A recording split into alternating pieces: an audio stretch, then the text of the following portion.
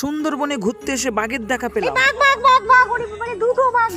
তো hello everyone, হঠাৎ করে প্ল্যান হলো মামার গাড়ি নিয়ে বার হয়ে গেলাম ঘুরতে। দেখতে পাচ্ছেন এই গাড়িতে আমরা কিন্তু আজকে ঘুরতে যাচ্ছি। আমাদের বোট ছিল সোনাখালী থেকে, তাই চটপট আমরা সোনাখালী পৌঁছে যাই। গাড়িটা পার্কিং করে আমরা বোটের উপরে উঠে যাই। উঠতেই দেওয়া হয় ওয়েলকাম জুস এবং সকালের ব্রেকফাস্ট। বলে রাখি এটা আমাদের ফ্যামিলি ট্যুর। বন্ধুদের সাথে ঘোরা এবং কাজের চাপের কারণে ফ্যামিলির সাথে ঘোরাই হয় না, তাই এবার একটু ফ্যামিলিকে নিয়ে বার হলাম। আমাদের বোট ছেড়ে দেওয়ার পরে ফাস্ট ফুডের খাবার আসছিল, যা টেস্টি এবং অসাধারণ। ভাগনা ইরফানের দুষ্টুমি দেখতে দেখতেই মাথা খারাপ। সুন্দরবনের প্রাকৃত এবং সৌন্দর্য দেখতে দেখতে সত্যি মন ভরে যাচ্ছিল। ইরফান একটু দুষ্টুমি করছিল, তাই কান ধরে মুখে রুমাল দিয়ে দাঁড় করিয়ে দিয়েছি। আসলে সুন্দরবনের কোলেই আমাদের বাড়ি হলেও সুন্দরবনে হেলাই হেলাই আসা হয় না, তাই এবারে এসে মন ভরে গেল। একেবারে দুপুর হতেই চলে এলো আমাদের দুপুরের খাবার, যা অসাধারণ এবং বাঙালির একেবারে প্রিয় খাবারগুলোই কিন্তু আজকের দুপুরে খাবার ছিল। এত সুন্দর পরিষেবা দিচ্ছে সুন্দরদার সরকারের ট্রাভেলস। স্ক্রিনে দেওয়া নম্বরে আপনারা যোগাযোগ করে আসতেই পারেন। এসআরকে পোস্ট দিয়ে ফটো তুলছিলাম, ইরফান আমার পোস্ট দেখেই হাসি শুরু। মাতলা নদীর ঢেউ দেখতে দেখতে